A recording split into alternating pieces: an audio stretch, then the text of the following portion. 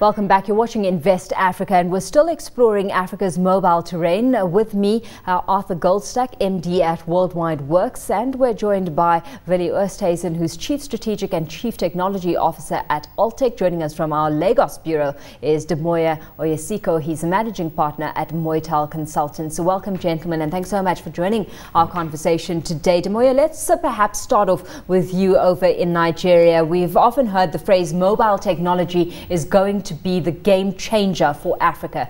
To what extent in your books?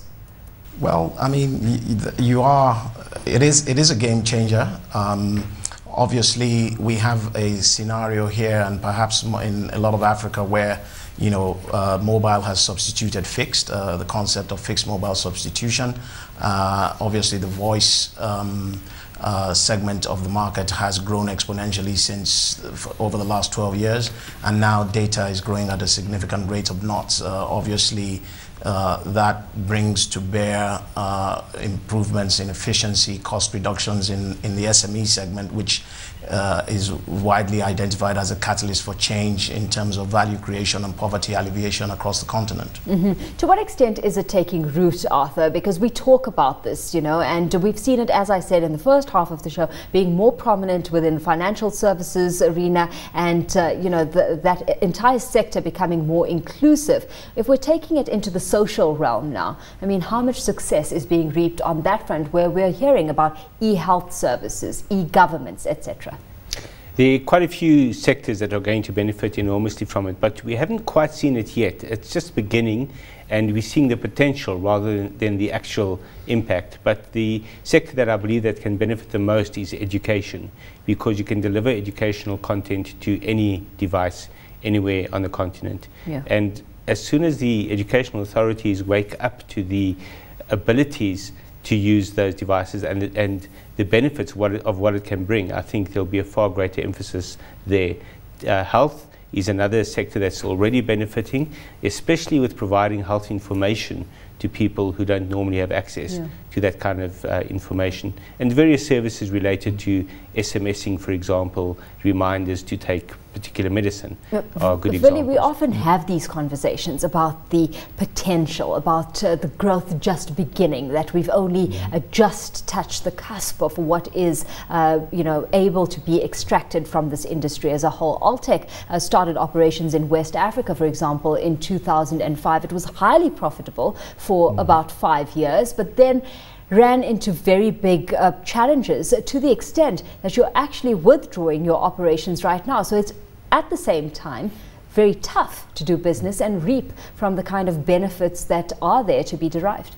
I think our experience in both West and East Africa for the first few years were very positive. So in our West Africa investment, we've made money for more than 5 years. And I think what happened there was mainly an evolution of technology. We started our company off as printing the pins for prepaid airtime on paper, then later on plastic, and now it's moved into electronic distribution, which is one of the applications of an e-wallet, for example, is to buy airtime electronically and distribute it via PIN or PINless. And I think that is what our business in West Africa specifically, the technology life cycle has evolved into something new, and our manufacturing facilities there was better suited for something different. And that is also why we sold in that space. But I think the evolution of mobile is now more into the application space, as we see the voice revenues declining in terms of average revenue per user. We are at Altech mainly focused on value-add services on mobile platforms. So things like a wallet, things like banking applications, using mobile and tablets as a point of sales terminal, for example, replacing traditional terminals, giving people access. The comment was made by Arthur earlier about education services, small, medium enterprises using these facilities to actually get more out of the cash dependency. Well, Damoye, we've had a company like Altech having to learn that you know, it's got to focus then on what it's best at, and possibly add value-add services to reap some of the benefit of the growth potential that the telecom sector and the African economy can offer at large. Over in Nigeria, are companies adapting fast enough to survive? Because Willie highlighting here that it is a very, very competitive environment. Yes, you are right. It is very competitive. Companies are adapting here because it's the only way that going forward they would actually add value and be lean and efficient and actually introduce, establish more productivity in their operations and obviously to get customer satisfaction. So companies are embracing technology, and we see that particularly in the financial sector, as has been identified. I think healthcare is also picking up, and in terms of some of the value-added services for clients to be able to authenticate, for example, that drugs are not fake. So all these things are pointing in the direction that people are embracing the changes that are afoot. Well, unfortunately, Damoye, we're going to have to say goodbye to you at this point, but thanks so much for having joined us and sharing your insights with us today. Damoye Oyesiku is the managing partner at Moytel Consultants, of course, joining us from our studios in Lagos, Nigeria. Arthur, what are some of the challenges to replicating successes in Africa? I think one of the biggest challenges, as Altech has discovered, is that there's a lack of infrastructure in the ground. So you've got to actually put that infrastructure in. You've got to put down the fiber optic cables and networks, and that's an incredibly expensive process that takes many years to recoup the costs of, and to in fact build a profitable service on top of. So I think that was probably one of the biggest challenges facing Altech in Kenya. Starting greenfield operations, does it offer you more reward to start ventures in partnership with players locally on the ground? I think just to add to the comment that Arthur made about our experience we had in Africa, was that if you put, like we did, 7,000 kilometers of fiber in the ground across 5 different countries in East Africa, and your time for recovery is mostly 20 years for some of those investments, and then the technology changes, or the technology landscape changes, or the competitive landscape changes very quickly, to disrupt that kind of 20-year recovery time.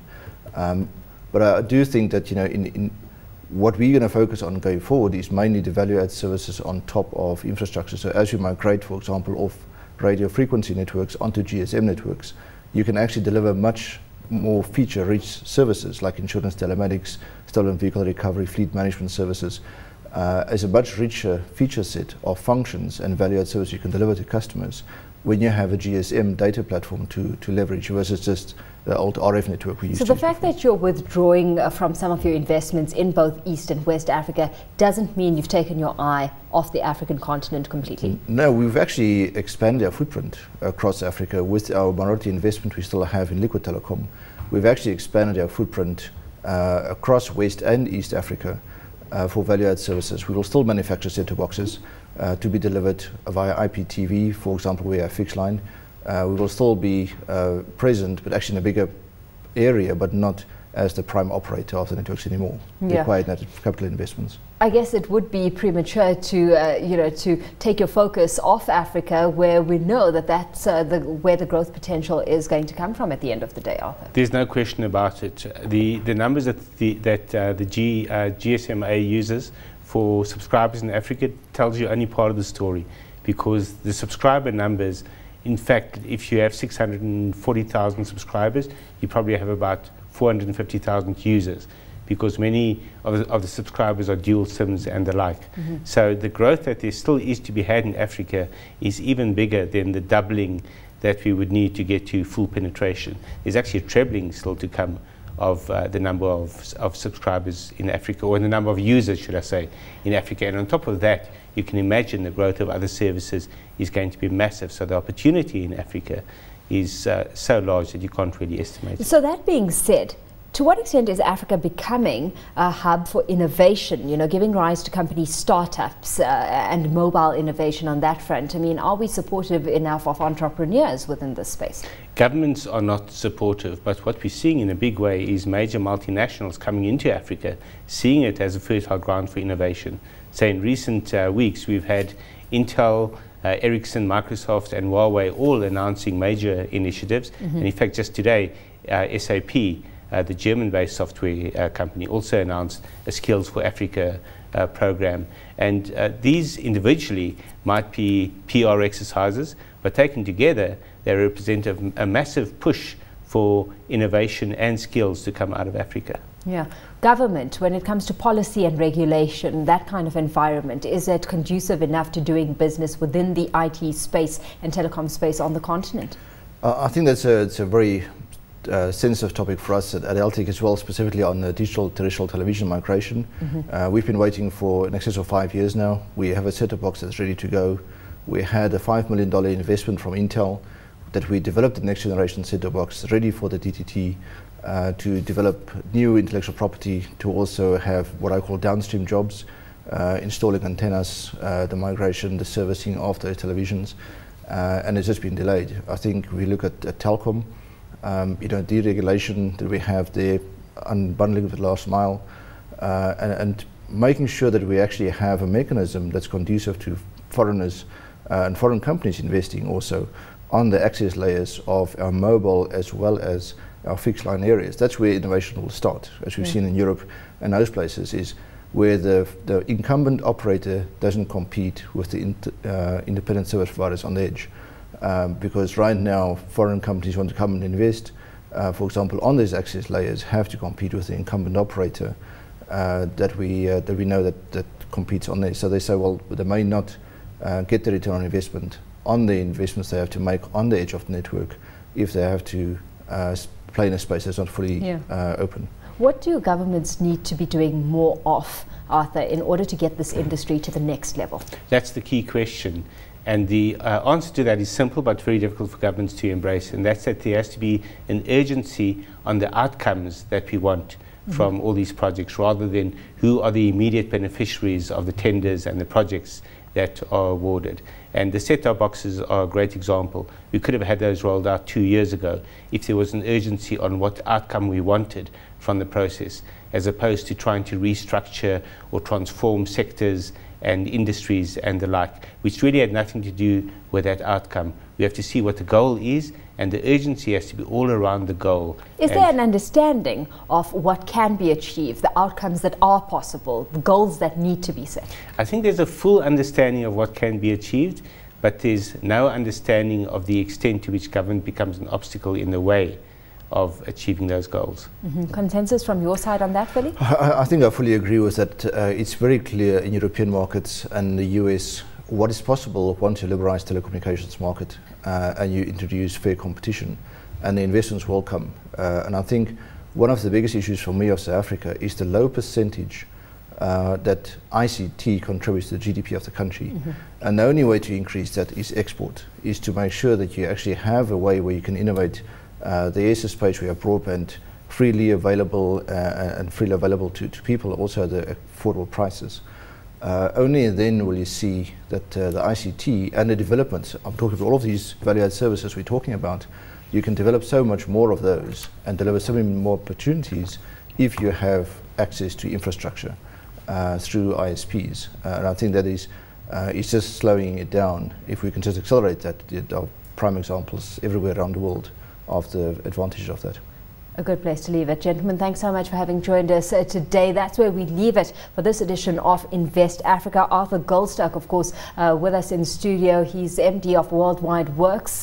Willie Oosthuysen is Chief Strategic and Chief Technology Officer at Altech as well. Do join us again next week at 8:30 Central African Time only on CNBC Africa. From me, Alicia Second, it's goodbye.